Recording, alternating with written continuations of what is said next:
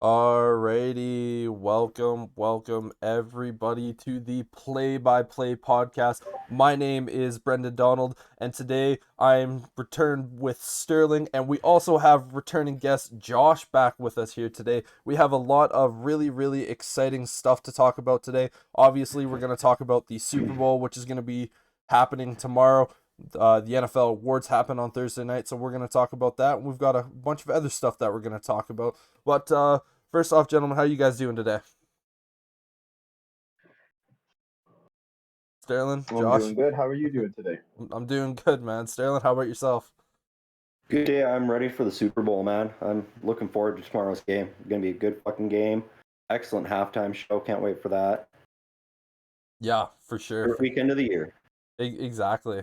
I It's think the only first February. thing we are going to kind of jump in here, obviously, is the big conversation piece, is the NFL awards that happened. Obviously, Josh, when you were on here last, we actually gave our predictions of who we thought we were gonna win the awards, and now we actually see the awards. Now we get to talk about them. So obviously, the first one that I want to bring up here is the offensive player of the. Actually, let's talk about the fantasy player of the year, because offensive and fantasy player were both the same person. The fantasy and offensive player of the year both went to Cooper Kupp, which I don't think really shocked any of us in the slightest bit that Cooper Kupp No. ended up winning that award. No, I don't think so either. Yeah, I knew he was going to be Offensive Player of the Year. I didn't play any fantasy football this year, so I wasn't 100% sure, but typically it's wide receivers and running backs that get the most points. And with what Kupp was putting up, I'm not shocked that he was the top point getter for all the leagues around the world. yeah, without a doubt. And he really was just outstanding, obviously from the fantasy perspective, but also in the standpoints of the offensive player of the year. There was a lot of conversations stirring around that he could very easily win the MVP award because of just how dominant he really was. And obviously he's going to the Super Bowl, and you just kind of look at what the Bengals defense has to do to potentially stop this guy because of how unstoppable he really was. Yeah, I still think he deserved it more than the guy who got it, but we'll talk about him later. Oh, for sure. And Josh, any Yeah, other I think thoughts? I think he should have won MVP. I think he was robbed of MVP, truth be told. Mhm. Yeah, And yeah, I'm Yeah, going to agree the with that one. NFL's got to get away from this quarterbacks rule where they just favor quarterbacks for the MVP because it's the key position. But I mean, the definition is most valuable player to your team. yep. And Yep. really, if you're a guy that's carrying your team to the Super Bowl, you deserve that more than if you fizzle out in the playoffs every single year. Oh, exactly. The MVP award. The last time a quarterback didn't win the award itself, it was when Adrian Peterson won it back all those years ago. And you Yep. just kind of sit back to go, like, really, it was Adrian Peterson? Like, yeah, he definitely deserved to win it when he won it, but that was a lot of years ago. Right. And we've had guys like Derrick Henry tearing up the league, and Cooper Cup this year. There's been other good statistical years for wide receivers and defensive players. Yeah. Like J.J. Watt's had a couple of monster seasons between that Adrian Peterson win and now, and he even didn't get it. Oh, exactly. And yeah, but obviously, if Cooper Cup wasn't going to win MVP, he was hands down going to Mm. win Offensive Player of the Year. He was just too good not to. Yeah, we were unanimous on that one when we talked last time because we all agreed he was definitely getting it. Yeah, and so now a new award they've seemed to added is the Assistant Coach of the Year, which is interesting to me because usually we only ever really talk about the head coach and what they're doing. And in reality, a lot of the times there is coaches who are the assistant who deserve a lot of the praise as well. You look back at that 85 Bears team where you had Mike Ditka and Buddy Ryan. It was essentially they had two different teams and they were just going against each other. They just happened to wear the same logo on Sunday. And I think, Dan Quinn winning this award is interesting to see that he won this award. I want to kind of know what your guys' thoughts on Dan Quinn winning Assistant Coach of the Year. I don't have much thoughts on it. I wasn't even aware that was an award this year. So Yeah. Yeah, I think it's a good award, but the fact that he wasn't able to secure a job, I don't think he should have. Obviously, like Mike McDaniels and things like that, obviously should have been considered as well, for offensive coordinator. But I understand why Brian Quinn would. He led a great Cowboys defense and completely turned it around, Yeah, no, that especially with Cowboys play defense calling. was pretty solid this year. Absolutely. yeah, you make a good point too. It should be somebody who was able to advance their career and then move up into a head coaching role from that assistant award. Yeah, and it's weird because Dan Quinn was a finalist for two teams. He was a finalist for the Bears. He was also a finalist for the Broncos this year, but he just couldn't secure the job. And it kind of sounded like in those interviews that second time around, he was kind of getting blown out of the water by the other candidates. Obviously, those candidates ended up moving on to get hired. But yeah, Well, it is. The problem with Dan Quinn in most of his interviews, from what I understood, is he wanted to bring radical change to a lot of teams. Like, for example, with the Bears, he wanted to trade Justin Fields for Russell Wilson. And And I a know the buttload Bears of kicked him out picks. of the building, from what I heard. So, Yeah. Well, from the obviously you and I have had this conversation before, but yeah, when Dan Quinn brought that up, he was like, "I want to go get Russell Wilson, trade Justin Fields. We're going to be trading a couple of players to go get Russell Wilson." And the Bears ownership was like, "No." And Ryan Poles, the new GM at the time, essentially just kind of sat back and was like, "We're not why would we ever do that?" Like that's not something we're gonna do. yeah, that's silly. Like, I mean, it makes sense why Dan Quinn didn't get a job then because he probably everywhere he went in was like, "Hey, I want Russ Wilson." Yeah, yeah, and it's kind of looking at the similar situation with Brian Flores, where I think that's probably one of the reasons why he didn't get the job was because he's going out there saying, "I want to go get and bring in Deshaun Watson." And yeah, every team that he's interviewing for is like, "Yeah, we would love to have Deshaun Watson, but do you want to have any sort of future?" Well, and especially a defensive coordinator coming in, interviewing for your head coaching job and going, "Yeah, I'm going to dismantle the offense here." Yeah, yeah. yeah, that's a good point. Dude, your That's a good defense. point. Yeah. And I did notice this year there was a lot more push for head coaches with more of that offensive mindset. More of the offensive coordinators got those head coaching jobs because we're going to a very pass-happy offense-style league, which I can't wait for that to change because, as you guys know, I love my defense. There was only one team out of the 8 teams that hired head coaches that hired a. Actually, no, that's a lie. There's two teams that hired defensive coordinators. That's the Chicago Bears and that's the Houston Texans. And Lovie Smith going for his 3rd attempt at a head coaching job. There are not many guys that get 2 opportunities at the head coaching job, let alone a 3rd. Like, I have a lot of fond memories of Lovie Smith. He needed to go when we fired him. It was time for him. When he was in Tampa Bay, it didn't work out. And, he was fired from a couple of university teams and college teams. And obviously he was a defensive coordinator last year. I don't remember which team he was a DC for.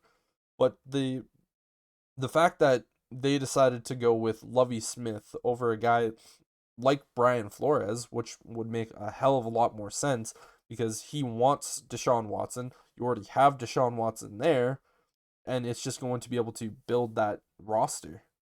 Yeah. Yeah, now getting back to the NFL awards here. The next man up is the Walter Payton Man of the Year, which obviously went to offensive tackle Andrew Whitworth of the Rams. Walter Payton Man is for excellence both on the field and off the field.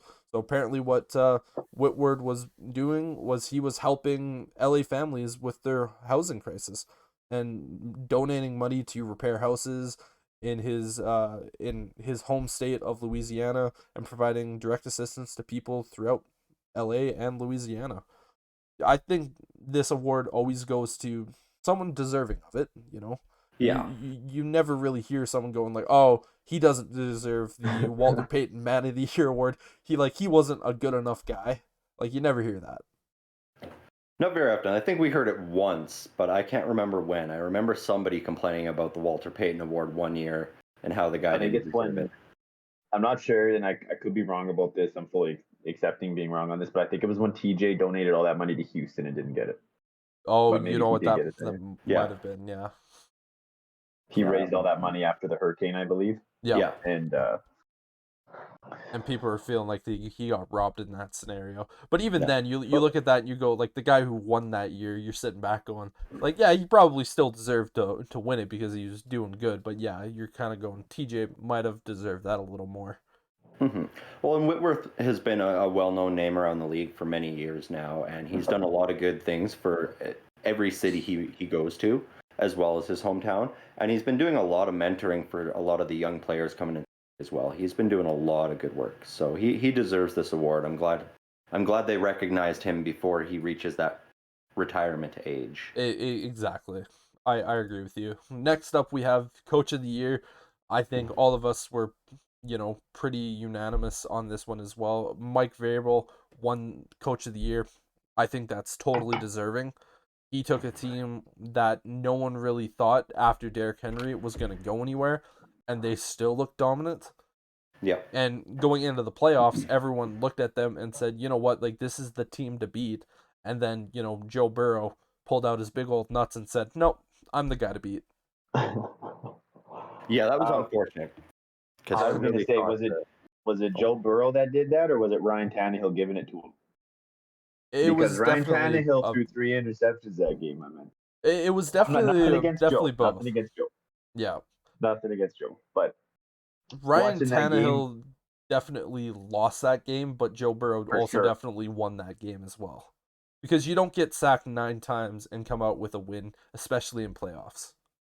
No, well, I mean, that's a good point that Josh makes, though. I mean, those 9 sacks, if Tannehill doesn't throw any of those interceptions, we could be looking at a different Super Bowl. Not even none of them. I think it's just the last play of the game there when he threw that god awful 3rd and 2 and they could have just kicked it to win. Yep. Like decisions like that, it's got to frustrate Mike Vrabel and definitely consider signing Aaron Rodgers. Well, yeah, I looked at a trade offer that they could possibly send to Green Bay for Aaron Rodgers, and it's like, well, we're gonna send you Ryan Tannehill. We're gonna send you a first this year, a first next year. We're gonna send you another. I think it was like a third in this year's draft, and then a second and a third for next year's draft, just to go get Aaron Rodgers. And I'm sitting there, I'm like, I don't care how good of a player a person is. That is a hell of a lot to give up for a 36, 37-year-old. Yeah, that's like Bill O'Brien level trade. Like that is horrible. Yeah, So I would sorry, it was okay. It was Ryan Tannehill and who? it was Ryan Tannehill, a first this year, a third this year, a first next year, a second and a third pick for next year, third round pick for Aaron Rodgers. I would. really Yeah, I would if I was like sitting on your the next Tennessee 2 advisory first board. round picks. Well, the reason being, let me just speak on this real quick. Is Derrick Henry probably only has a year or two left at like a 75% production level. And I think that offensive line is going to need a new contract. I think that team is its window's closing. And I think Tennessee is a low market team. I think this is their chance. And I think Vrabel knows it too. I don't It's completely not like disagree with you on LA. that. It's I mean, not you like make a LA. People don't want to play in Tennessee as much as they want to play in LA, San Francisco, some of the warmer states, Miami. Well, Miami's a bad call, my bad. But some of the warmer states. I see what you're saying though. Yeah, like Tennessee kind of when they have a shot to win a Super Bowl, they kind of got to go for it. They're not one of these teams like the Cowboys, the 49ers, where they can draw players in every year and Exactly. have a perennial team. Exactly. They don't have a window very often. I think in my lifetime, this might be their first one. But I mean, where I actually sit there and say, "Oh, they could." Even then, like I'd be more inclined, like give them one first round or a second and a third, and maybe throw a couple of those defensive players in there as well. Yeah, I think really you it was had a Green first Bay's round. defense that was lacking this year, and Mike Vrabel has the ability to train up any new defensive players coming in. Yeah, I don't just feel disagree like with the 5 trade. picks is a lot for Aaron 5 Rodgers. picks is a lot. But Yeah. would it guarantee a Super Bowl in your opinion? No. Yeah, Aaron Rodgers not with Aaron. has not shown me at all that he has what it takes to make it back to the Super Bowl. yeah, and for me, obviously, when Nathaniel Hackett went to Denver as their head coach, every Denver Broncos fan, sat there and goes, "Well, we're gonna get Aaron Rodgers." Nathaniel Hackett, obviously the Green Bay Packers former offensive coordinator, they're sitting back going, "Oh yeah, it's confirmed. We have Aaron Rodgers at this point." And I remember saying here on this podcast, if Aaron Rodgers goes to the Denver Broncos, he's the third best quarterback in that division behind Patrick Mahomes and Justin Herbert. And the fact that Derek Carr is also in that division, like Aaron Rodgers has never had to compete in a division with that much talent because he's had pretty much, it's either the Bears are going to be competing or the Vikings are going to be competing, but one of those teams is going to be bad, and then there's always the Lions that just get bullied every single year. And so he's always had just this free opportunity to walk into the playoffs, and look at what he's done with it. As soon as he gets to the playoffs in a really crucial and key game, he doesn't seem to be able to pull it out. Obviously, when you look at when he faced Tom Brady in the NFC Championship game, you're looking, that's not necessarily Aaron Rodgers' fault for that loss. It was more, Matt LaFleur not being able to seriously game plan that situation right. But he's also lost to the 49ers twice in the last 3 years.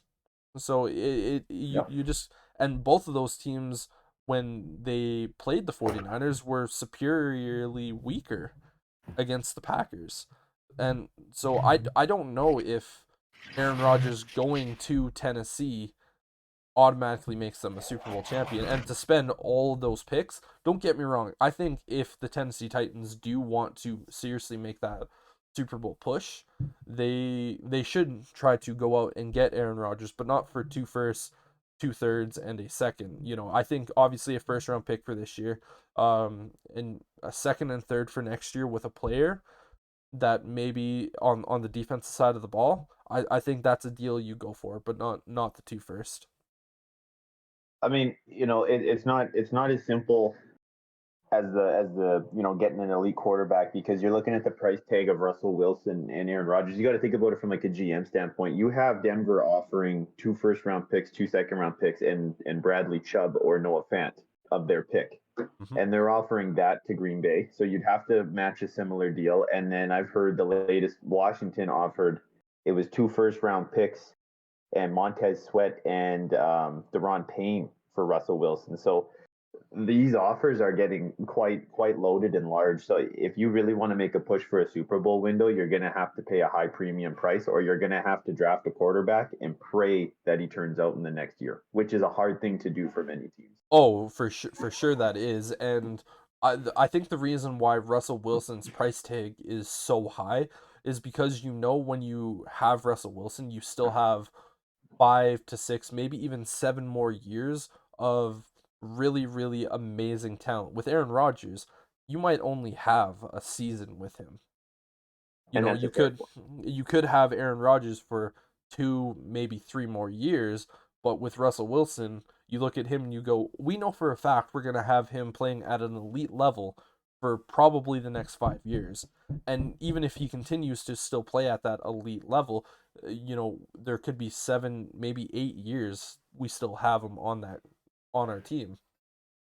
Well, and here's the question too: is do they need to sell the farm to make it to the Super Bowl? Like, yeah, I think they need an upgrade from Ryan Tannehill, but there's a lot of other quarterbacks hitting the free agent market. Are there any of those that could potentially be better than Ryan Tannehill and just enough to get them over that hump into the Super Bowl?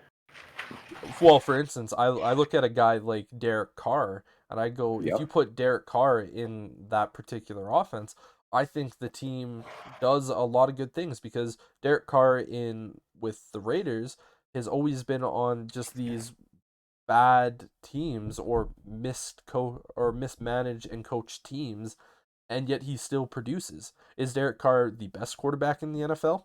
No, but guess what? He's one of the best defensive readers in the NFL. And he's better than Ryan Tannehill. And he's better than Ryan Tannehill. Because that's all they need. They need an upgrade at that position, but I don't think they need to sell their future for it. Yeah. No, I think it's a tough call, because I mean, like, do you hope Jimmy's an upgrade, and do you hope that Marcus Mariota are an upgrade, or Jameis Winston, or do you double down from an owner standpoint and go, you know what, let's dive in, let's sell some seats and let's sell some jerseys. It's all financials too, right? So it's tough from an owner standpoint as well. It is definitely tough from an owner's standpoint, for sure.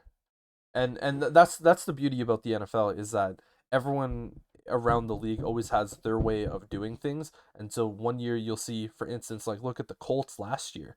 They went out and traded a bunch load of picks to the Eagles to go get Carson Wentz, and we're all sitting here like, you traded a first round pick for Carson Wentz, the guy who has been rated in the NFL as the worst starting quarterback the previous 2 seasons. And that was when Mitchell Trubisky was starting at quarterback too. We need to remember that.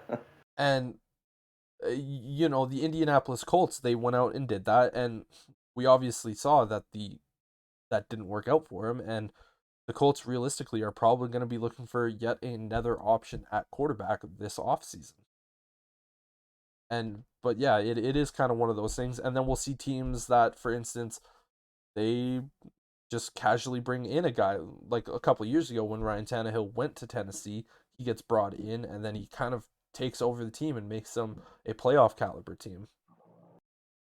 Right, like they upgraded to Tannehill, and that got them out of the basement and into the playoffs. But now they need to make that next step and really make a push for the Super Bowl. Yeah. But with those extra picks, you bring in somebody like a Jimmy Garoppolo or Marcus Mariota, and then you've got those picks to add to the weapons. You throw in another wide receiver, or you shore up the defense a little bit. Can you guarantee me though that would be an upgrade over Ryan Tannehill? I kind of got to go with Josh on that one. Yeah, I don't really think. Can you guarantee me that Marcus Mariota or Jameis Winston or any of these free agent guys that aren't Russell Wilson or Aaron Rodgers an upgrade over Ryan Tannehill, and I can't confidently, I couldn't tell my ownership yes, No, And that's no, just the I agree thing. with None you of there. those Like the guys are only severe ones that are upgrades. guaranteed upgrades are Aaron Rodgers and Russell Wilson. for sure.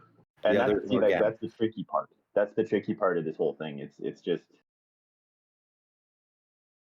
Do it's a you tough guys think, situation. Josh? Do you think Derek Carr's an upgrade over Ryan Tannehill? Yes, Yeah. yes, So I think significantly, but it's just whether I think the Raiders are in too much of the driver's seat with him. Like they can franchise tag him and just play hardball with him all day. yeah. They're going to get what they want for him, and they're not going to take anything less. And they can double franchise tag him again if they want. So it's a really unfortunate situation for Derek Carr. Really good situation for the Raiders, especially with new management as well. for sure, and I Yeah, was and I the was just Raiders. gonna bring that point up of how the Raiders do have a new head coach and they do have new management. So maybe Josh McDaniels looks at Carr and goes, you know what? I'm gonna get a 2 second-round picks from the Tennessee Titans to get Derek Carr. I'm gonna take that deal and I'm gonna rebuild this team the way that I want to rebuild that. That might be an option that he looks at. That there is big risk for the Raiders there though, because you trade Derek Carr 100%. away, you got to make sure you lock down Marcus Mariota first, or that you've got another quarterback lined up. Because Exactly. Mariota is a free agent. You see him go somewhere else, and they trade Carr away, and all of a sudden you've got no quarterback. Yeah, you're essentially only making that move is if you look at Marcus Mariota and go, we're going to give you a 3-year deal, 15 million a year. You're going to be our starting quarterback. Let's make some magic happen. Yeah. And let's not forget this, guys. The last time they traded away a Raider superstar for draft picks, it turned into a DUI Yeah. and an arrest.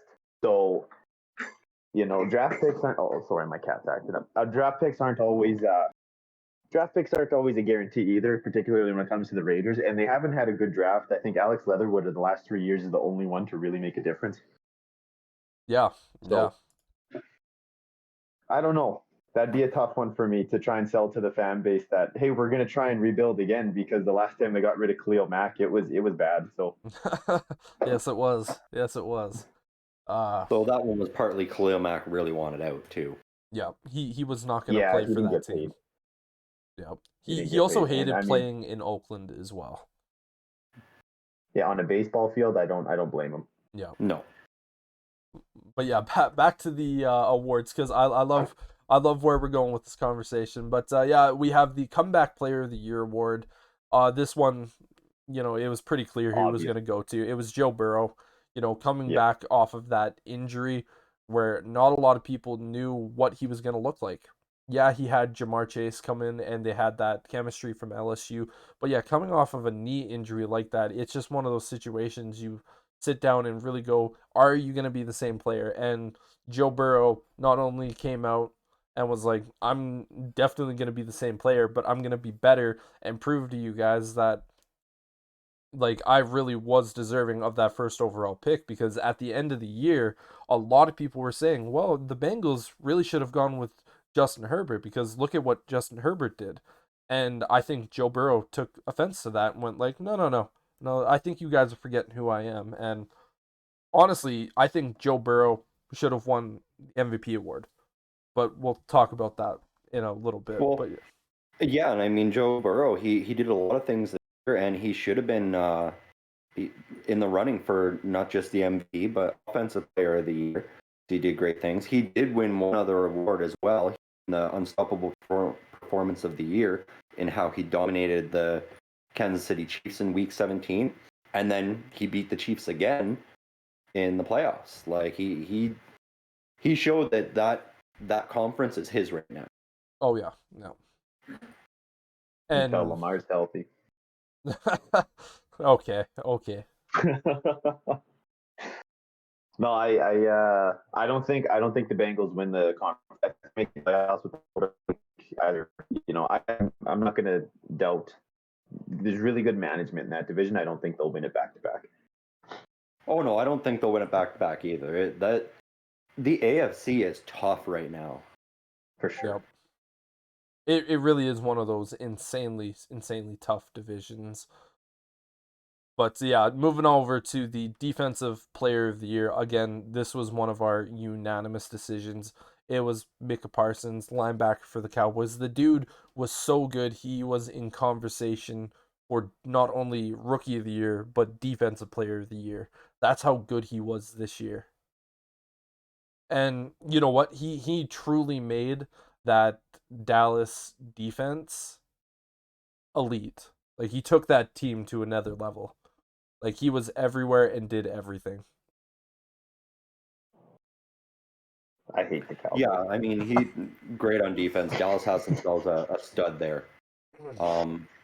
He is going to do phenomenal things for them going forward. I'm glad they didn't give him the defensive player of the year because he was not as good as TJ Watt, I felt. No, he wasn't. You know, he had a lot more tools around him. Yeah, I agree with you. He definitely didn't deserve to win defensive player of the year, but he was still in the conversation just Next because year, of how though. good he was. Yeah. Next year, there's going to be a serious conversation. But yeah, again, moving over to the offensive rookie of the year, I think we were all pretty unanimous on this one as well. Jamar Chase. Yeah. Yeah. He did It's it all. hard. It's hard to pass him up. It's hard to pass him up. Yeah, I remember Josh you saying that you think Mac Jones does deserve a little bit of more consideration of the award. And Yeah, I said when I wouldn't be mad if Jamar won though. Like I understand that. I'm not gonna pout. You know, like oh a for guy has sure. to understand that. Yeah. And I truly do think Jamar Chase hands down really deserved this award. Not taking anything away from Mac Jones either because he was phenomenal, but it's just one of those things where he went out there and he looked like he was one of the best receivers in the NFL as a rookie. And it's Oh, very he like finished top 5, I think. oh, without a doubt. Without a doubt. I do think it's one of those things where he just came out and he's like, yeah, I know I have chemistry with Joe Burrow. That makes it super easy for us. But I'm easily one of the best players in the NFL at the wide receiver spot. And I Yeah, think that combo is just going to be lethal for years. oh yeah, that's definitely what won him that award, though. I mean, if he was with any other quarterback but Joe Burrow, I don't think he puts up the same sort of numbers, just because it takes longer to build that chemistry with a new quarterback. I You think know, so. For instance, if you and went to same like could be Miami. said for Mac Jones. Different situation. He gets drafted to a different team, like the Niners take him. He's not even in that conversation as rookie of the year. Exactly. Hey, yeah, that's a good point too. I mean, like Belichick can develop a system to make even me look good if they put me back there. So Right? He couldn't do it with Cam Newton though. So I that, think he did because he looked a little better than what he did with Carolina. I yeah. remember at the start of the season, I think it was 2 years ago, they were playing that game against Seattle, and people were saying the Patriots were back because they looked so damn good. And then 2 But weeks later they fell off. Yeah, I think the problem was Cam Newton just couldn't buy into that system. You know, he's Superman. He's the superstar. Yeah. You know, so he's got to do it all, and it's his way. And I think that was the issue: is he wouldn't put his personality aside and let Bill Belichick, run things the way he wants. And I think that's why Cam Newton ended up out of there. Yep. That and he didn't want to get vaccinated. Also, yeah, that let's is be honest. yeah. Bill was upset about that because he felt that was what ruined their season. Yep. Yeah. So I know that did play a factor, and I remember didn't he get investigated for that, or was it Urban Meyer that said something like that? They were cutting vaccinated players. Oh, it was Urban Meyer. Yeah, that was Urban. Yeah. And yet another reason why that was just one of the most interesting seasons to see from a head coach. Just how fast can you get fired as a head coach? Like he was trying to set a speed running record of how fast you can get that done. And I think he accomplished it. But yeah, next award is Defense Player of the Year. We were all unanimous on this one. It should have been TJ Watt. He was awful. He was awful.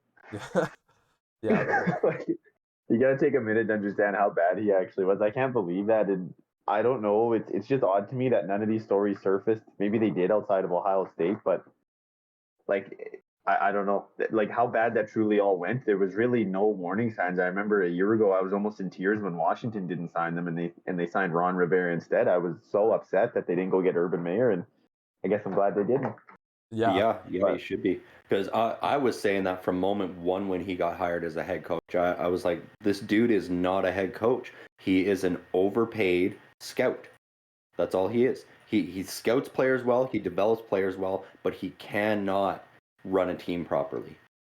I've always said about Urban Meyer is that you bring him in if he doesn't immediately have success, problems start to arise, and even if he does have success, problems with him just seem to surface. Like he can't escape it. When he was at Utah, great Hmm. team, Well, I guess national there was championship problems there. caliber, issues. Goes to Florida, issues. Ohio State, issues.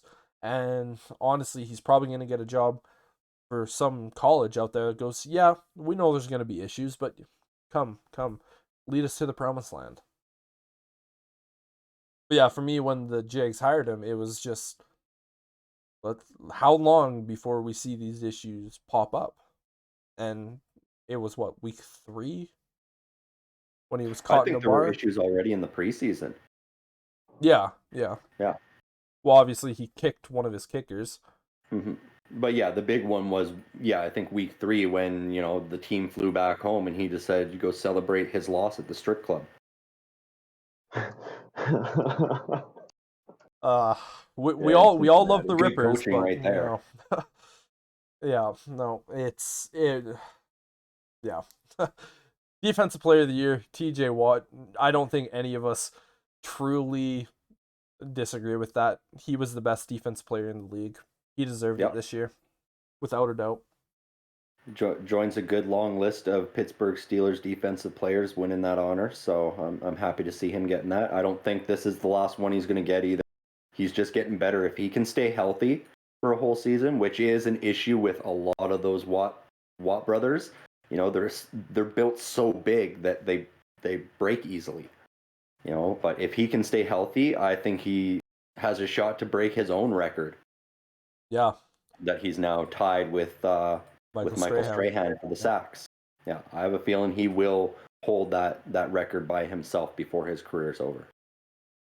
There's a real possibility of that, yeah. And the fact that TJ missed 2 games this year, he could have already had it. So, Yep. it was just sheer dominance from him this year. When Yeah, he it was really on was. his game, he took over games. Yeah. Yeah, because he missed 2 full games, but he also missed, I believe, 3 half games. There were 3 games where he went out before the halftime, and he is a fourth quarter player. Yep. He's one of those guys that turns it up in the fourth quarter, and that's when he starts getting his sacks. So, I mean, that's 5 total games where he didn't get his best quarter of play. And I think he blows it up, and maybe he actually managed to get himself into the talks for MVP if he plays every game this. Yep. Well, speaking of MVP, obviously Aaron Rodgers won the MVP. This is back to back for him, and yeah, I want to know your guys' thoughts. I don't think it should have been Aaron Rodgers. I mean, I get it. Again, the NFL is all about the quarterbacks, and he was probably well, I don't know if he was the best quarterback. He was the most consistent quarterback. When he was in there, he was winning games. He was leading his team down the field. I'll give him that. But I don't know if he really deserved the MVP. Yep. Yep. Josh, what's your thoughts? No, Cooper Cup. just Cooper Cup, 2 words. Oh yeah, like he's just I've never seen like it's a Calvin Johnson kind of year, and we're not giving it to the guy. It's sad. Yeah. Right? No, I mean, I hear even you. outside of Cooper Cup, I can think of several guys that I would have given it to ahead of Aaron Rodgers. Jonathan Taylor, Joe Burrow. The way that Patrick Mahomes turned his team around at the end of the season there. Like, sure, he started out real rough, throwing lots of picks in the beginning, but once they turned it on, they just went on a run until they ran into the Bengals. Yep. Even Josh Allen, I think, had a better argument to being the most valuable player to his team than Aaron Rodgers. Yeah, when I look at Aaron Rodgers, I'm not gonna sit back and go, "Oh, he didn't deserve the award because he lied about his vaccine or this, that, and the other thing." I don't care about any of the outside shit because at the No. end of the day, it really is like, yeah, did he mislead? I don't even want to say he lied about it. Did he mislead about his vaccine status? Yeah. Was there so much drama and issue at the beginning of the year? Yeah, well, he wasn't playing, so it didn't matter at that point. But when I And look I at know what Joe Burrow did this season, he had very similar numbers. The only number that is significantly different between Joe Burrow and Aaron Rodgers is the interceptions. And most of those interceptions came at the beginning of the year. We need to remember with Joe Burrow is that he played only like 7 or 8 games last year, so he was still essentially in his rookie season for the first half. And then when he finally figured it out, it was like, all right, well, I'm unstoppable now. Have fun, NFL. And again, like for you, I do think like guys like Jonathan Taylor, Cooper Kupp, even TJ Watt deserve to be in consideration a little bit more because they were just so utterly valuable. Again, if you take Aaron Rodgers out of Green Bay, what do the Green Bay Packers have? They're not going to be the same team. I don't even think they're going to be a playoff team for that matter. But it is one of those things where you can definitely make the argument for Kupp, and I think you can definitely make the argument for Burrow. But yeah, I think all of us are kind of sit back going like, yeah, we don't know if Aaron Rodgers is the number one defaulto facto guy for that. Yeah, when he was Well, out there, he made it look easy, but there was also other guys that were out there making it look easy. Well, and see, here's the thing to remember too. That is a Green Bay staple. Brett Favre used to make it look easy too. Remember? Yep. And back when Brett Favre went out that game and Aaron Rodgers comes in, everybody was like, "Oh man, you're not going to win a lot of games with Aaron Rodgers. He's not your guy." You know, and people are saying the same thing about Jordan Love. But we got to remember he didn't have time to prep for that game that he filled in for Aaron Rodgers because Aaron Rodgers was pulled the night before. You know, that was when they decided he doesn't get to play. And it's like, dude had no time to prepare. And people are throwing him to the wolves because he didn't play a lights out game. Like, who among any of those NFL players getting thrown into a game at quarterback with less than 24 hours preparation? You've only been practicing with the second team during practice. Like, I think they're giving too much credit to Aaron Rodgers, and we're going to see that Jordan Love is a decent quarterback once he gets his opportunity to actually practice with the team and actually play the games. We very well. I severely hope not. I hope he's a bust and he's terrible. Just because I'm severely tired of watching the Green Bay Packers have Hall of Fame quarterback after Hall of Fame quarterback have 20 years of disappointment after this. They need to just draft bust after bust after bust. But that's the Chicago Bears fan in me. But yeah, no, I agree with you. We don't really know what Jordan Love is gonna be. One game where he's not even prepared to be the starter doesn't really, really make that much of a difference. But you know, how many times do we see quarterbacks that are backups and they don't prepare to be the starter that week? Their starting quarterback gets hurt and they go in and boom, they are that guy. One of those I think that guys just retired. varies from team to team though, because It does vary from team to team. you've got guys like if you're the second string quarterback behind a Hall of Famer, that's when you see guys that aren't often prepared because they know there's less than 5% chance they're going to get to go into that game.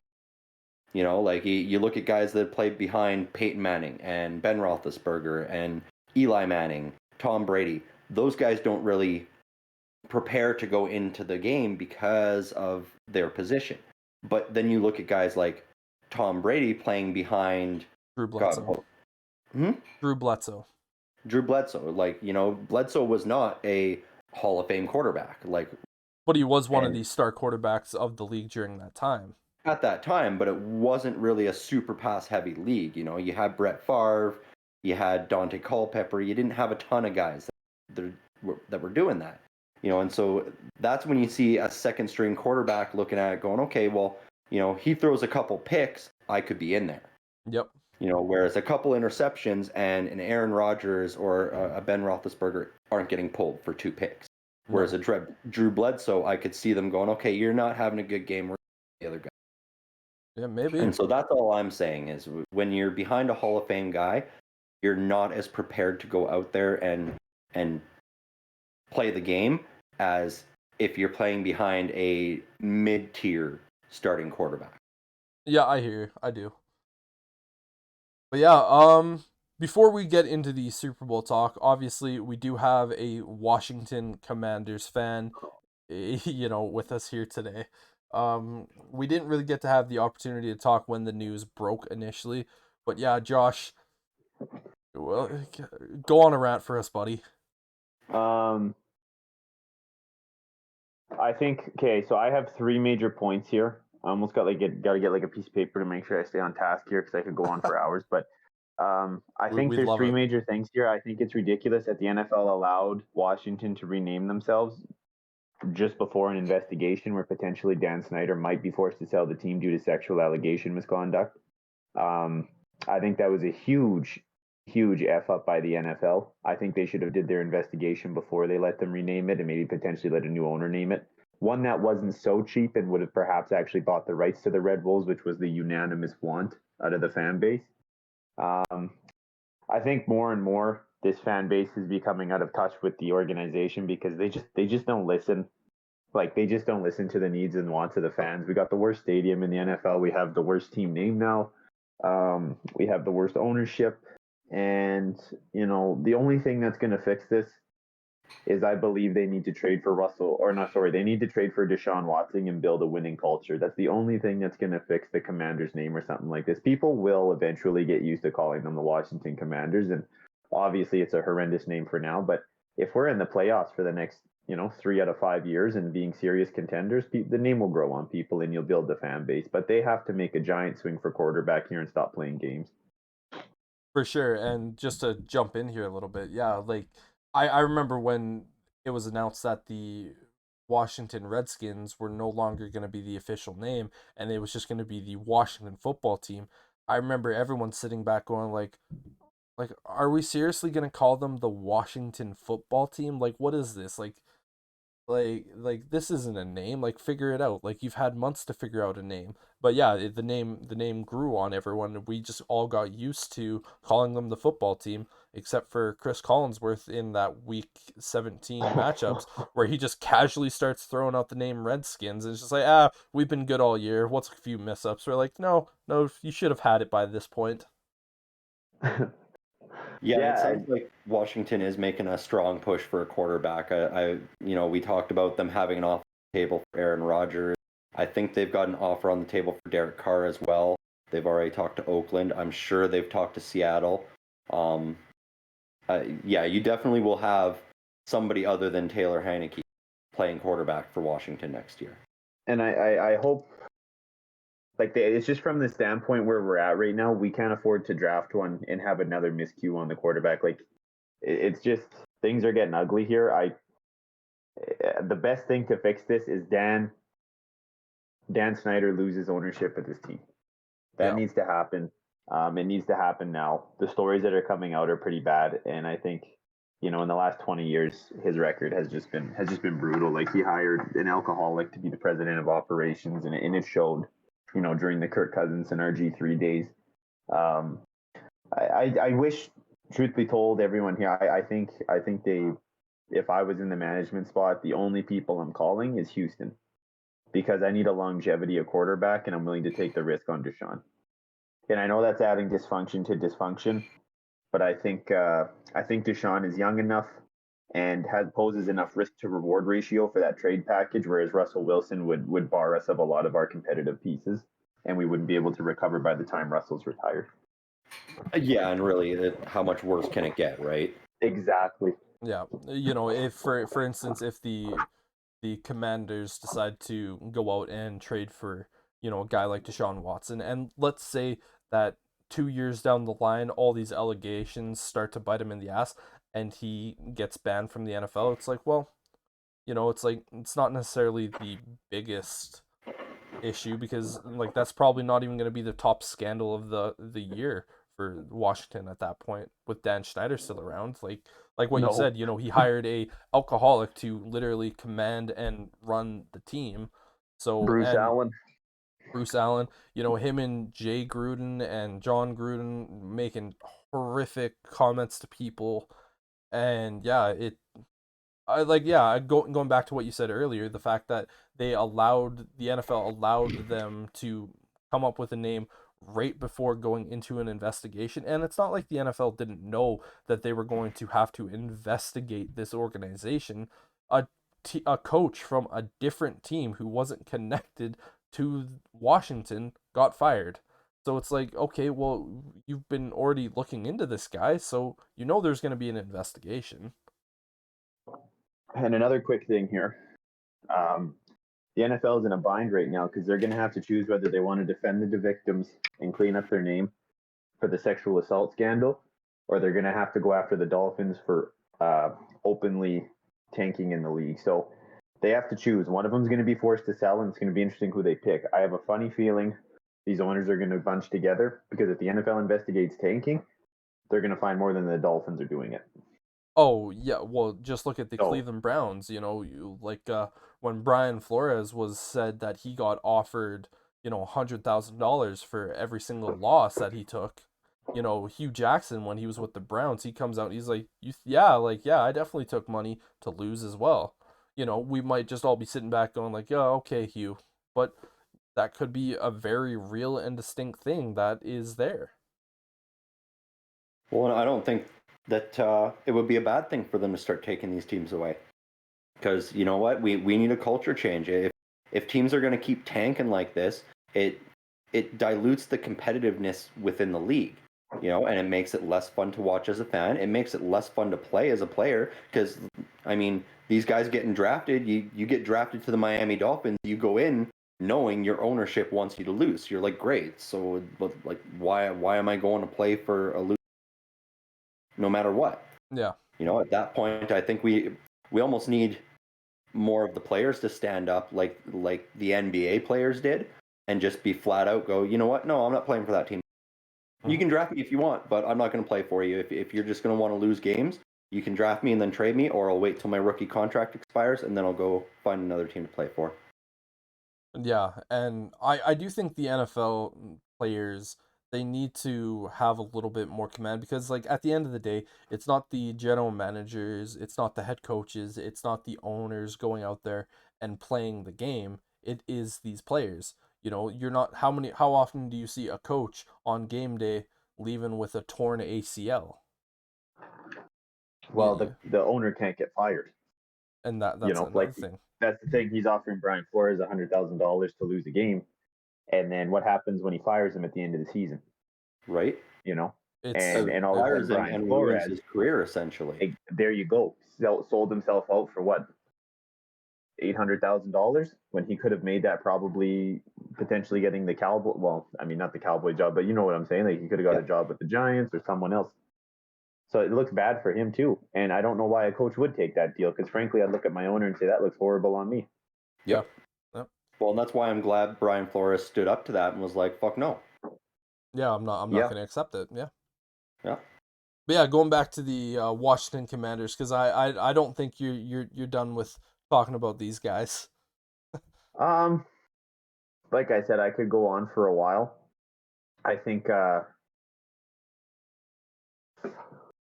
it's so tough. I want to like them and I want to keep cheering for them, but I really think they have one off season with me where they can really sell me that, like this is our plan going forward and this is what we're doing. If they can't get a deal done and other teams offer outrageous trade packages, something that would be a deal breaker for me in no way, shape, or form should Chase Young leave that organization. If Chase Young leaves that organization, then I'm going to be really upset to the point that I potentially will be a 49ers fan or someone else. Because it's enough dysfunction. We don't need to bring in Russell Wilson and blow up the whole organization and then finish just to be a first round exit every year. That's not the goal here, And no, the goal is a championship. Absolutely. I mean that offer that you said they made to Green Bay, sending Montez Sweat over there, man, I'd be jumping on that because I think Montez Sweat is very underrated as a pass rusher, and it's only because he's playing with Chase Young.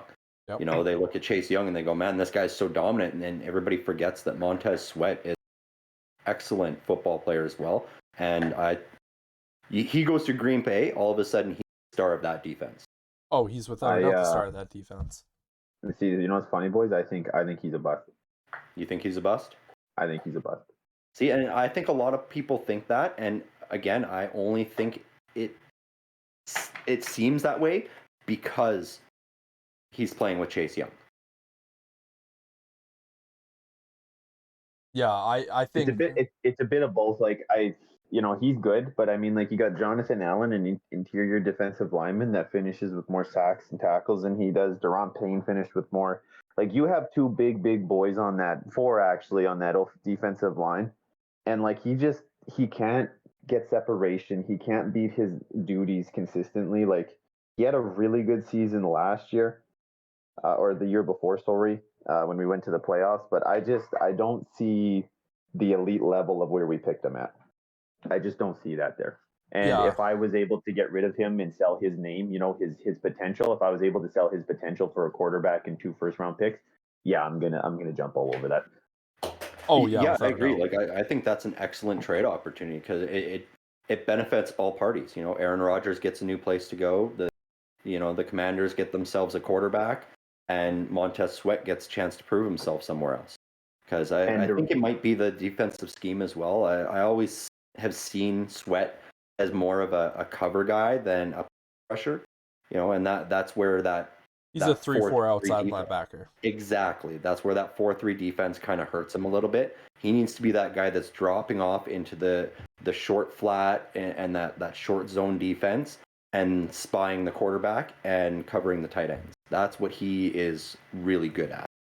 With Montez Sweat, he's kind of one of those guys for like you look at and you go, he's very similar to Leonard Floyd, of where he has a lot of upside with pass rushing, but he is so valuable dropping into coverage as well, from like what you're saying, covering the tight ends, going into the flats, spying the quarterback. And yeah, I don't think a 4-3 scheme is where he needs to be, because he's always going to have his hand in the dirt and rushing the quarterback, which he has the capability of doing, and he can be one of those, maybe not like superstar elite guys, but he can be really, really good. He's a guy that could very potentially get you 7 to 8 sacks a year individually, which is, I think most teams would kill for a guy like that. Is he going to be, get you 10, 15 plus sacks a year? No, definitely not. But yeah, I do think it's more scheme for Montez Sweat, though. Yeah. Yeah, I just get a headache thinking about Washington's team. And I mean, honestly, in Ron, we trust. Yep. But, Ron isn't in a position here where he's in a normal organization. I'm sure he has people breathing down his neck right now. Oh, without a doubt he does. Pressuring him to go, go do this, go do that. So he's probably not free to do what he actually wants to do either. So yeah. I'm sure that's bothering him as well. But yeah, Sterling, I know when you and I were talking throughout the week about the Washington Commanders name, you had a couple of funny good things that you brought up to me. I don't know if you want to bring those up. Oh, we did that on last week's segment, remember? Oh, did we? Yeah. Yeah, we talked about all the fans chanting. Let's go comes. Yeah. Or are you talking about that Donald Trump one I thought of? That one as well. Yep. Yeah, because I think it would be hilarious on that big jumbotron for any time the Commanders enter the red zone. You get Donald Trump on there going, "I'm gonna come." Yeah, and as a fan, Josh, what would be your reaction if you saw that? I can't even see him, and I can see him face palming. The other thing, okay, real quick, the other thing I don't like either is I don't like their white jerseys. They look like Atlanta's jerseys, and I don't understand why we just didn't go with the classic jerseys we had, like the burgundy and gold. There's no reason we couldn't have kept our jerseys and changed the name. The black jerseys are okay, but to me, it rips the Steelers right off. When I looked at that jersey, I immediately thought, like, that's a Pittsburgh Steelers color. I'm like, that's not a Washington color. That's a Pittsburgh color. But yeah, no, if I saw something ridiculous like that, I mean, how much worse can it really get? Like, we got sewage, we got our building collapsing, Jalen fans falling on Jalen Hurts. Like, I'd expect it at this point. You guys don't know just the pain it is to cheer for this team. Oh, believe me, It's just I know the dangerous. pain of cheering for an organization.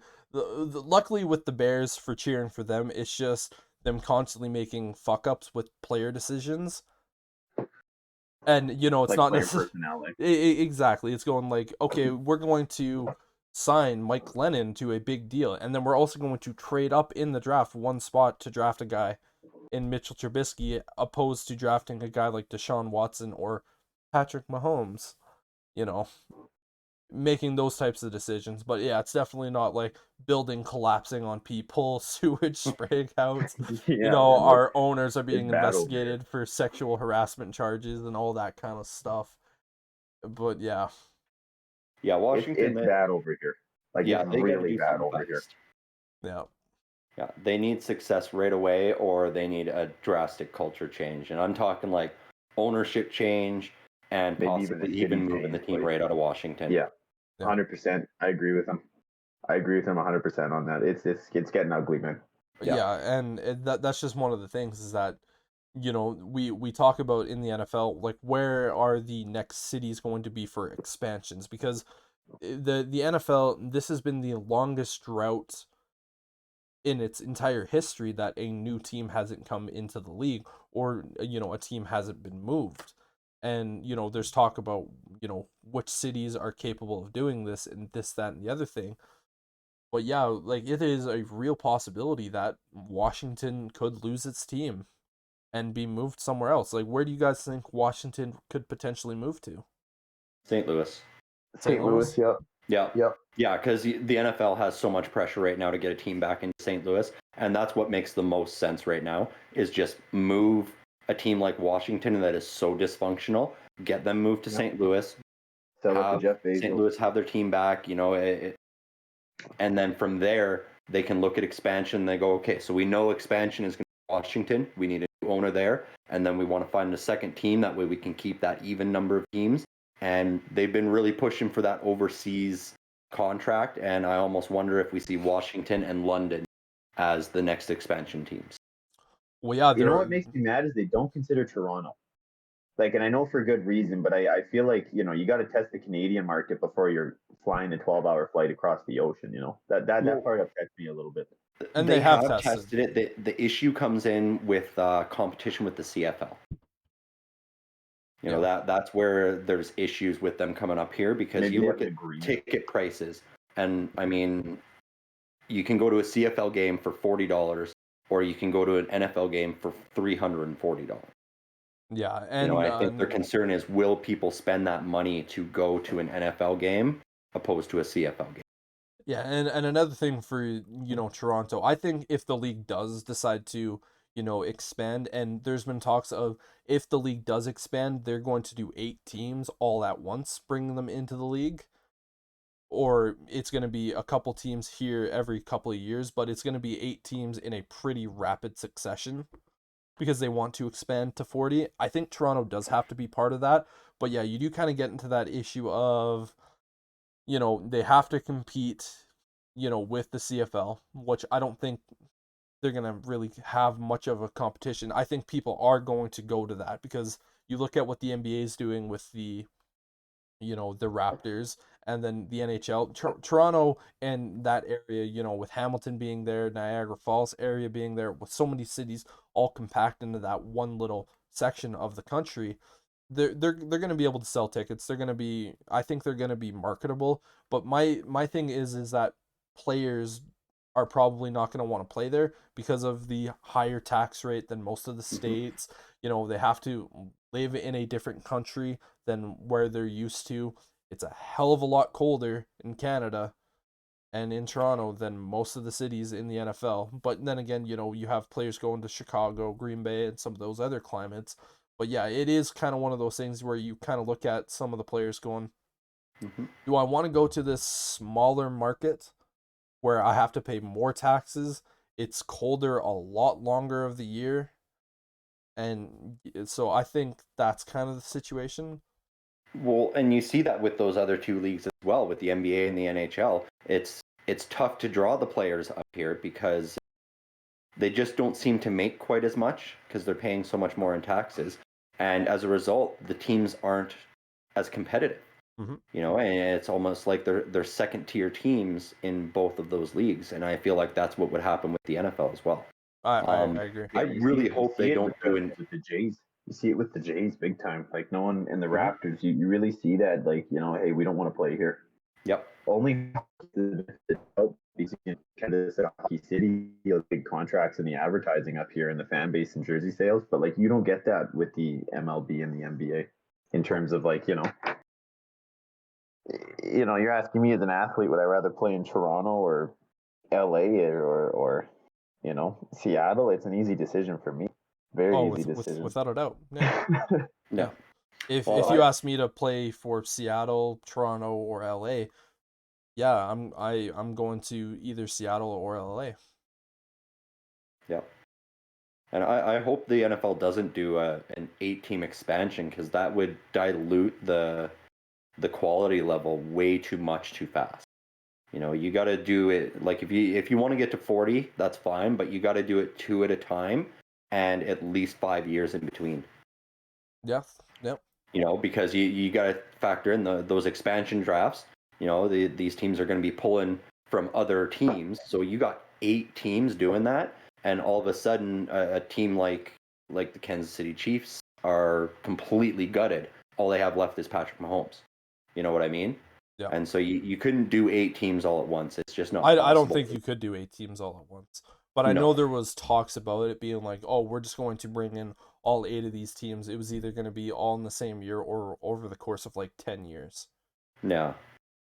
Yeah, I think that would be more of a 20-year plan is what they should set that at if they're going to do that. Yeah. Yeah. Yeah, so Super Bowl. Yeah, Kansas City Chiefs, or not Kansas City Chiefs, the Cincinnati Bengals versus the LA Rams. Boys, what do you think about it? This is going to be a really good fucking game. Yeah. We got 2 excellent offenses, 2 quarterbacks, one who's, fresh out of college, just won a national championship, 2-3 years ago, something like that, won the Heisman, got drafted first overall. He's the first quarterback to be taken first overall to lead his team to the Super Bowl by his second season.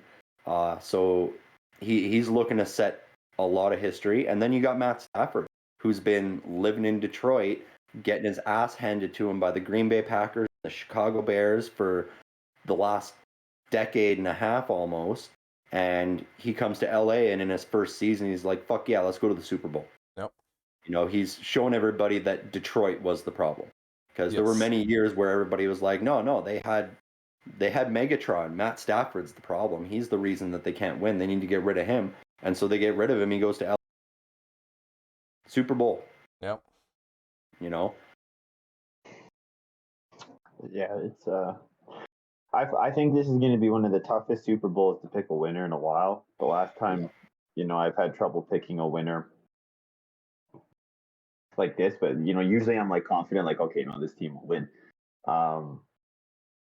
If I was a betting man, I would take the Rams, but I hate the fact that Joe Burrow's just been slept on this whole time. The only real thing I can think of is the NFC is absolutely dangerous and the AFC is weak. That's the only thing I can think of where if this ends up in a blowout, but I don't believe it will. I just think that the Rams are too stacked compared to what the Bengals have, but the Bengals have Joe Burrow. So I don't know. Yeah, and that's just the thing is that when you look at the Rams, I was talking with someone in class earlier this week, and they were saying like, who do you think's gonna win this game? And I said, well, the Rams have themselves a vastly better team. With overall, they are the better team. But when it comes down to the it factor and that guy that's gonna take you to that next level, the Bengals have that guy on the roster. And, for what we were saying for years and years with Tom Brady of, you do not bet against Tom Brady. For myself, I've been looking at this going the entire playoffs going, and I'm a Joe Burrow fan. I've been a massive believer in Joe Burrow since LSU. His first season. Did you get your jersey? I do have my jersey, yeah. Surprised you're not wearing it. It's not at my house currently. Oh. Yeah. But yeah, like LSU, his first, or Joe Burrow at his first year at LSU, I remember sitting down watching the game. I'm pretty sure they were playing Miami, and they were talking about him going, you know what? This is a guy that not a lot of people are going to talk about because he got slept on at Ohio State. They decided to go with Dwayne Haskins over him. The only reason is because he broke his hand, his throwing hand, and he couldn't participate in off season competition. And he goes to LSU in his first year. He has to kind of figure out the system. This is his first year playing at college, and he's also playing in the SEC. Next year, he goes out, casually shatters records, goes into the SEC championship game, and goes, whatever. It's just another game for me. Casually goes into the national championship game against the, first overall pick this year in Trevor Lawrence, who everybody at that point was going, he's the next Peyton Manning. Like, this guy is a god. And what does Joe Burrow do? He goes, looks like I'm just going to win an NFC champion or a national championship game. He gets hurt in his first year. He's still trying to figure out the NFL. And, he walks in. Obviously, he plays the Raiders in the playoff game. And he just looked amazing. Goes up against the Titans. And yeah, did Ryan Tannehill kind of hand him that game? Yeah, but at the same point, Joe Burrow did nothing to lose that game as well. Like, he also won that game. Versus the Kansas City Chiefs, Joe Burrow won that game. The defense of the Bengals looked amazing in that second half. But it was one of those games where Joe Burrow just looked lights out. And I can't bet against him. And that, Yeah, and I understand that you just can't. Like, everyone's just been betting against him for the last 3 games, and eventually, it's just kind of like one of those things where it's like, well, I mean, damn, like Yeah. he very well could win, because why not? Yeah. For instance, you look at the Chiefs when they faced the Buffalo Bills, and you're going like, wow, Josh Allen almost beat Mahomes, and it was literally a coin toss. And then you see that same situation happen for the Bengals. You're like, Patrick Mahomes is going to get away with it again. He's going to win because of a coin toss. And the Bengals defense went, nuh-uh. And then, for Joe Burrow to go out there being Joey Cool and just having pure ice, liquid nitrogen in his veins, and then going to do what he did, it was like, yeah. You can depend on the Rams, I think, to get about 21 points this game. I think you can depend on them to get about 21. It's just whether there's 2 giant factors I believe this game comes down to. Can the Bengals line stop the defensive line? Because here's the thing, Matt Stafford isn't going to make the mistakes that Ryan Tannehill did. If Joe gets hit 9 times by Aaron Donald, he's not getting up.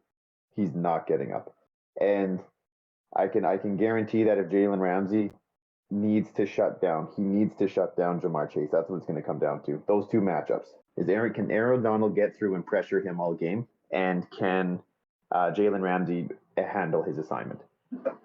And that is Yeah, a and on big the other side of the assignment. field too, you've got Eli Apple that is chomping at the bit to go up against OBJ. They were old teammates from the Giants, and they practiced against each other a lot. So he feels like he knows a lot of Odell Beckham Jr.'s traits and tendencies. And so I think that's going to be an interesting battle to watch too, is who's going to win that. Is it going to be OBJ or is it going to be Eli Apple? Yeah. So who do you think ends up winning this game, Sterling? Well, going back to, you mentioned Tom Brady earlier, and this game actually feels a lot to me like the Rams-Patriots championship game of a few years back, where the Rams on paper had the better team, but the Patriots had Bill Belichick and Tom Brady. And what it came down to was Sean McVay was not able to switch up his game plan to be able to score points. And I think if the Bengals defense manages to shut down Matt Stafford in that first quarter, McVay is going to panic, and I don't know if he's capable of adjusting and getting to the end zone. And so we could see the Rams completely falter again and get blown out by the Bengals. I think it's going to be a Bengals win, and I think they're probably going to put up probably about 30 points to LA Rams only 10 to 15. And Josh, how about yourself?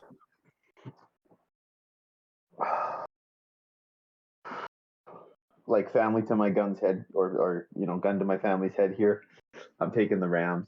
I just it just makes no logical sense why they can't win. They're better across the board. They're just better across the board, and I think the NFC is a little tougher than the AFC. But like I said, I won't be surprised if the Bengals win. And I'm not trying to be a cop out answer. I don't care if the Bengals win personally. I'm just hoping for a very exciting game. But for me personally, I could see it going either way, and I think everyone else could too. Yeah. See, and that being said, while I say I think the Bengals will win, I am 100% cheering for the Rams to win because I hate the Bengals and I don't want them. Like, let's go Rams. Prove me wrong. Get Cooper Kupp 2 touchdowns. Get OBJ in the end zone making a one-handed touchdown catch, and just Aaron Donald get after Joe Burrow. Like, that's what I want to see. I would love to see like 45-10 final for the LA Rams because I will be cheering for that so much. Yeah. I think I made it pretty clear who I think is gonna win that game earlier. I think the Bengals are gonna win it, just because I think when you have a guy like Joe Burrow versus a guy like Matthew Stafford, and Matthew Stafford's good, I just think the better quarterback takes it here. I just think Joe Burrow is going to will the universe for himself to win that game. But yeah, halftime show. This is honestly, in my opinion, one of the best halftime show lineups that we have seen in a long, long time. What are your guys' thoughts on it? Honestly, I haven't had a problem with the halftime shows they've had lately. They've had a lot of good ones the last few years. The Weekend last year was entertaining. I really enjoyed that show he put on. I think this year is going to be excellent. I feel like they're catering and pandering a little bit to the millennial audience. A lot of us that grew up in our teen years listening to Eminem, Dr. Dre, Snoop Dogg, NWA. I'm excited because I listened to a lot of that music, and still to this day. So I know last night I was playing video games and I had Spotify going and listening to all that. Got some Eminem, some Dr. Dre. It's going to be a good show. Hopefully it's not better than the game itself, because we've had a few of those lately where the halftime show vastly outshines the actual game itself. For sure. Josh, what about you? Yeah, and I mean, not to be a hater, but I think this should have been done about 15 years ago. I think these gentlemen are a little too old to be getting on stage and putting up a good halftime show. I'd like to see someone a little younger up there, doing their thing. Whether it's a female, male, I'm not picky, but just someone that's at sort of the close peak of their career, compared to the fall off. But I understand the LA tie, like having Dr. Dre and Eminem and welcoming SoFi Stadium. But I hope it's good. I just when I first heard it, I was like, this would have been good about 5-6 years ago. But I feel like the NFL was afraid to do it 15 years. They were, because it was still too soon after that Justin Timberlake, Janet Jackson incident, and they were like, "Geez, can we trust Snoop to not drop a bunch of N-bombs on live TV? Yep. Can we trust Dr. Dre not to be dropping F-bombs constantly? I don't know." Do we trust Eminem not to flip off the crowd and flip off the camera? Right. Yeah. But now that they're all old, they're old, calm down. Snoop Dogg has himself a cooking show with Martha Stewart. Like, who would have thought that NFL's looking at it going, these guys are tame now. We might be able to get away with not having to censor 70% of the music. Yep. I think it's gonna be a good halftime show.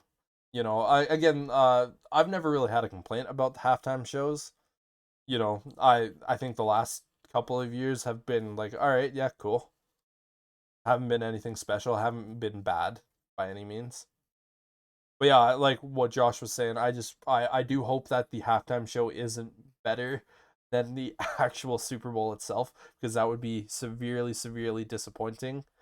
I don't think it will be. These are two really good teams. I think we're gonna get a really fun Super Bowl to watch. I don't think anyone's gonna be disappointed, no matter who. Yep.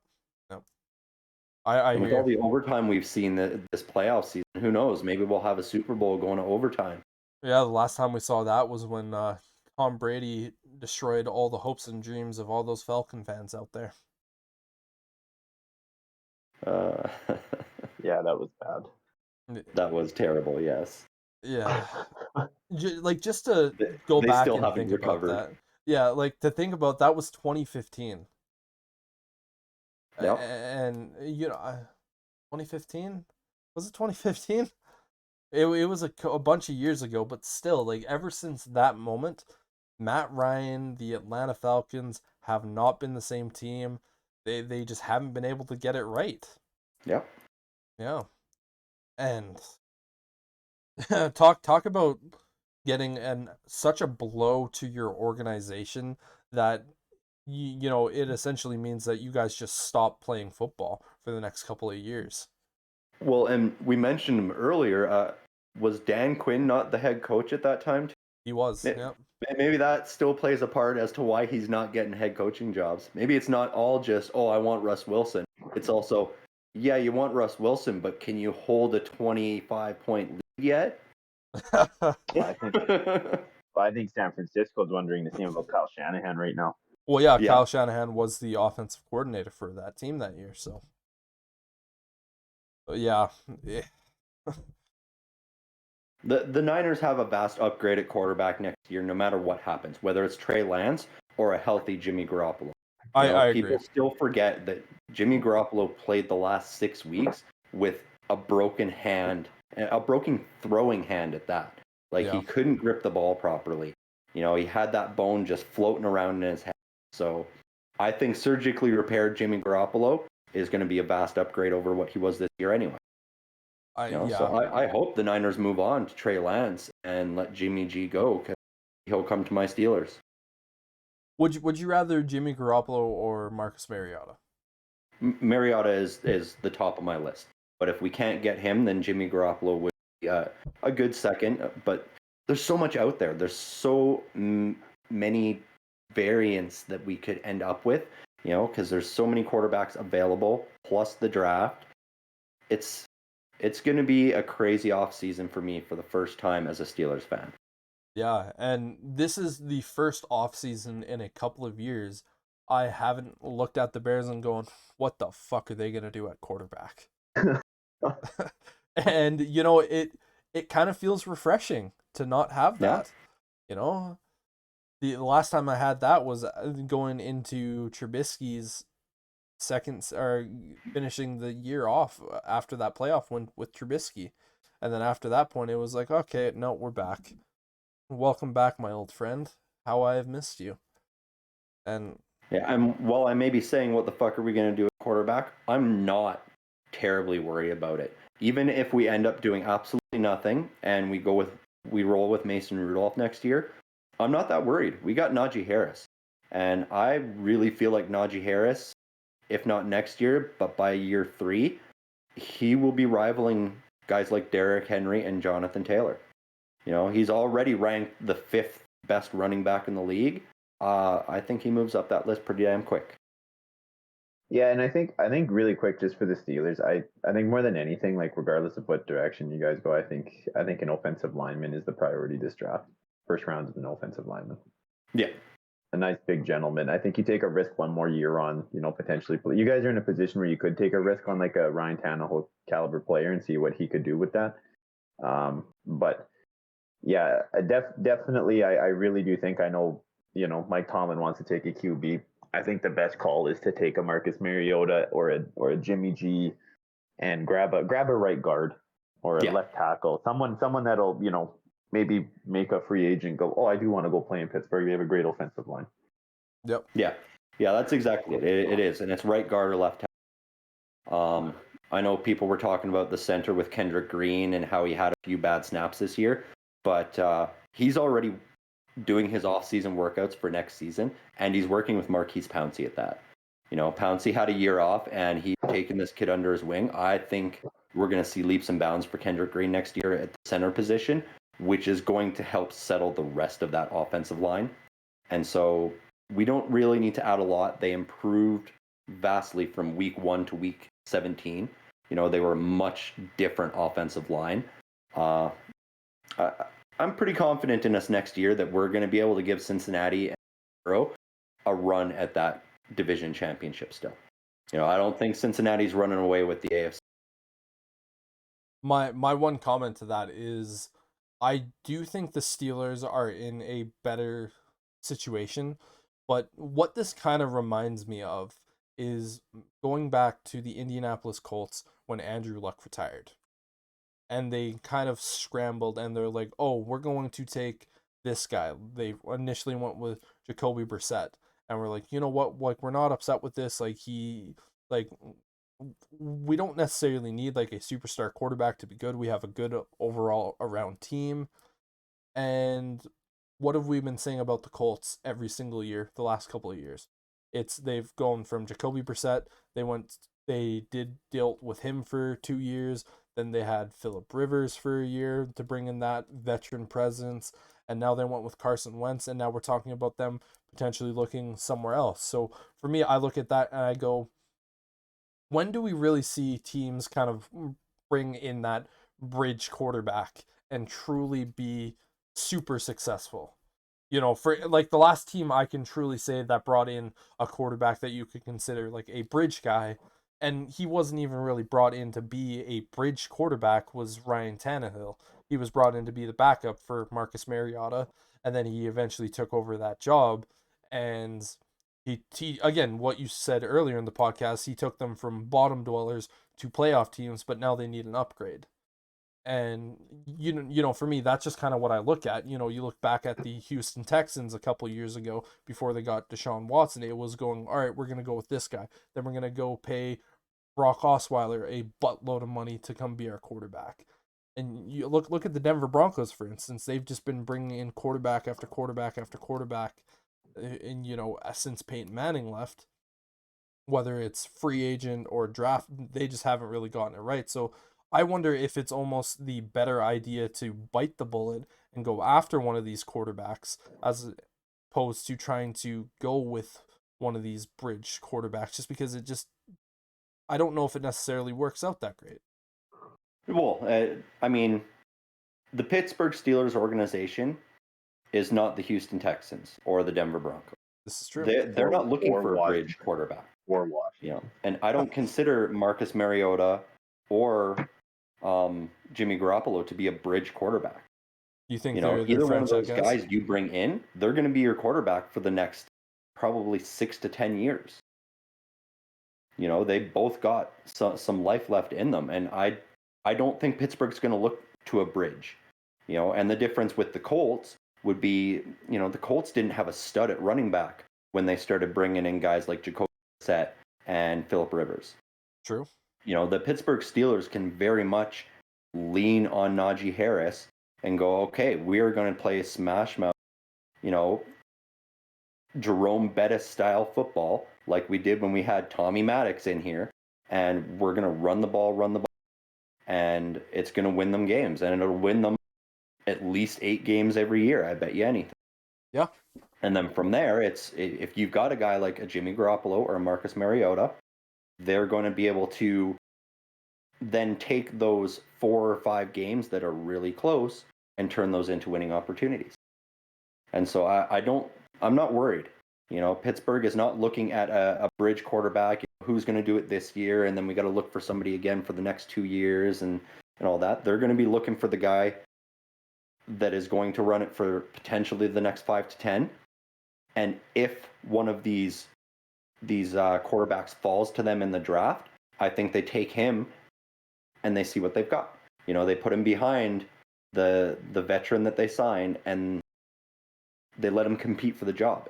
And you never know, maybe a Malik Willis or Kenny Pickett outshines Marcus Mariota or Jimmy Garoppolo, and all of a sudden we've got our own Aaron Rodgers type situation where we're like, sweet, we get to go from one guaranteed Hall of Famer to another guaranteed Hall of Famer. And But to me, that seems like the win a more Super Bowl. Hall of Fame. That seems more like the Pittsburgh Steeler way, because even you have said to me in the past, Yep. you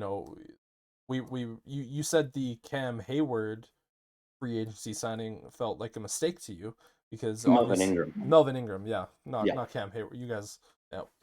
Melvin Ingram, you brought him in, and he was thinking he was going to be the number 1 guy on the opposite side of TJ Watt, when in reality, he was really going to be their second or third to someone that they drafted. Yeah. And to Well, me, and look how that defense turned it around after we traded him away. exactly. You know, like we brought him in, and I don't know if it was a miscommunication when they signed him or what, but they brought him in to be number 3 or in case of an injury. You know, it was very much TJ Watt on the left side and Alex Highsmith on the right side. Melvin Ingram was brought in to be the third linebacker rushing on the outside in case one of these guys got hurt or they needed a rest throughout the game. Yep. And I think he thought he was being signed to be the guy, and he wasn't. You know, and as a result, it was causing some dissent in the locker room.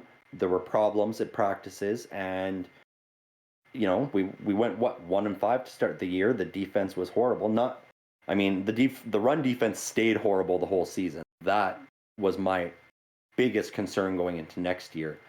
But you know, like we're stacked through the draft, and that's what Pittsburgh does. You know, they're going to try to find a quarterback this year. If they don't, I don't think they're going to hit the panic button. You know, they'll have a plan in place. Even if we roll with Mason Rudolph, who knows? You know, I said it to you a couple weeks ago. He could come out that first game against Cleveland and absolutely, you know, get rocked by Myles Garrett, pop up like Joe Burrow, and throw a touchdown pass the next play, and all of a sudden we have ourselves a franchise quarterback. That's all it's going to take. Yeah. So, Josh, obviously with the Commanders, it feels like it's growing increasingly more like they're going to end up drafting a quarterback this year in the first round. You know, I kind of want to know your thoughts on that. Oh, I won't be cheering for the team if they draft a quarterback. I guess that's in short. In short, that's how I feel about it. I think drafting a quarterback's a mistake. You know, can you guarantee me that any of these quarterbacks can do better than, you know? And obviously, this isn't me being a fanboy here, but can any of these quarterbacks seriously do better their first year than Taylor Heineke did? Can they carry us to a better win percentage? I would wait personally until we had maybe a higher pick. You look at all of our quarterbacks, whether it's Ryan Fitzpatrick or whether it's Taylor Heineke or whoever's playing there. They need time. They don't have time behind that offensive line. Like, we're gonna lose Brandon Sheriff here, and our answer is gonna be to go get a rookie quarterback and not get another offensive lineman with that pick to give more time and get a franchise left tackle or a right guard. Like, to me, it just seems like a very short-sighted decision. Oh, for sure, for sure. You know, I understand. Like, we're gonna have to take it. Really, where I'm at is we make a big swing for a quarterback, or we take one more year on the chin and help build up this offense a little bit. You know, I don't think we're ready to draft a quarterback and develop someone here, and you know, Ron's gonna go get his guy. Like, it's, I don't know. You can't sell seats with a brand new quarterback. You know, like, and if they had to pick one, I guess if you're asking me which one I'd prefer Malik Willis. Yeah. Yep. I prefer Malik. But yeah, and you guys are in a tough spot too, because you can't even try and pull off the get a big quarterback and then draft somebody to learn behind them. You're giving up that first round pick to get Aaron Rodgers. So it very much is a choice of trade that pick away for a veteran quarterback or take the future. And for Washington, I agree. It's trade to get that quarterback and then build up from there, because putting a rook, I've said it week after week, drafting a rookie quarterback and throwing him to the Wolves is a recipe for disaster. It very rarely works. The times you see these superstars come out of college is when they're drafted and they sit for a couple years. Look at Patrick Mahomes. I think if he's drafted and he plays his first year, I don't think he's as good as he is right now. Maybe, yeah. And that's just one of the questions that always gets asked between the draft analysts and the experts, is going, okay, when we draft a quarterback, this is the most important position in sports. It is said over and over and over again, you need a quarterback to be able to compete. And when you look at a guy, for instance, like Patrick Mahomes, who sat for that first year, and then he turned into the player that he is. You know, Justin Herbert sat for a couple of weeks before getting thrown in there when, you know, LA stabbed when they punctured, I forget who it was. Oh, right, yeah. Tyrod Taylor's, when they punctured his lung by accident, they had to throw him in there. You look at guys like, for instance, Daniel Jones. He sat for almost a year, and that didn't work out. Trubisky sat for a couple weeks, didn't work out. I think ultimately at the end of the day, it's the makeup of the quarterback, because Joe Burrow in his rookie season, he looked good when he played. Did he make some rookie mistakes? Yes. Yes, he did, as every rookie will. Peyton Manning in his rookie season, when he played initially, he led the league and broke a record for most interceptions thrown in a single season. And, no one's talking about Peyton Manning as, being a bad quarterback or a bust. He's one of the greatest of all times to ever do it. He has 5 MVP awards and, a multiple Super Bowl winner. I truly hear what you're saying for when it comes to you think you should let some quarterbacks sit, but it all depends on who it is. Because I think if you were the Bengals last year and you were Zach Taylor and you drafted Joe Burrow first overall, and you're Zach Taylor and you come out and go, no, we're going to let him sit and develop for this year. Again, like a guy like Trevor Lawrence, how we looked at him throughout the year and he was struggling. You and I said this last week. We felt that was more of an Urban Meyer issue. Once Urban Meyer left, he was allowed to play a little bit more free. He was playing with a little bit more swagger. He looked good. But you know what? I think this year is ultimately good for Trevor Lawrence because he got to deal with so much shit being thrown at him. He kind of knows how to do it. He's going to have a much better coach in Doug Peterson for him. And I think that honestly, it was a good thing. And looking at a guy like Justin Fields, who was also thrown to the woods or to the wolves, he had Matt Nagy essentially pretending to be a head coach all year. And you know, there was a lot of moments when you saw Justin Fields just go, you know what, fuck it, I'm just going to take over the game. For instance, that Pittsburgh Steeler game, after he got hit, it was a very clear shift where he was just like, no, I'm taking it over. And I Well, think that was good for him. uh, like a very clear exception to my develop the player rule is a top 5 pick. Like, you draft a quarterback first overall. He is your starting quarterback. You don't draft a guy first overall to develop him. No. I'm talking when you draft a guy 13th or 21st. In that realm, that's when you're not drafting your starter because you're already finishing well enough in the league that you don't necessarily need a day one guy. Yeah, And that's I when agree. you're looking for your development guys, is once you're into that back 15 half of the first round of the draft. Yep, I hear you. Like you and I play Madden and you see me use that same sort of draft philosophy. I go, well, I've got a guy at this position already, but I see special things from this other one. I'm going to draft him and sit him for the whole year. And year 2, he comes out and he's my stud. Yep. You know? No, I hear you. But yeah, it is kind of looking at where the draft position is. For instance, Yes. when the Packers took Jordan Love a couple years ago, late in the first round, it was, yeah, this guy definitely needs some time to develop. And what are you doing? You still have Aaron Rodgers. Go get the man some goddamn weapons. Keep your franchise guy happy. And, Yeah. Even Lamar sat for half of a year. Yep. But yeah, no, I hear you. But yeah, so far, boys, I think this was a really awesome show today. If anyone else wants to bring up any other topics, I'm happy to have some open ears for that. Josh? Um, no, nothing too much. I'm just excited for the Super Bowl, and I just I hope it's a good game. And just to touch on Corey's point real quick before we end the show, I suppose Cleveland, when they drafted Baker Mayfield, it was a debacle. I don't know why they didn't give him the keys. I think if you draft a quarterback first overall, like you take the plunge. Clearly, he's ready if you draft him over everyone else. Yeah. But yeah, I had a real fun time today, guys, and I appreciate you making time, to have me on today. I always have fun on here, so looking forward to being back on again. Yeah, we're wondering if we can make it a 2 week in a row appearance for you. Maybe get you on camera. Absolutely. Yeah, well, thank you for coming out.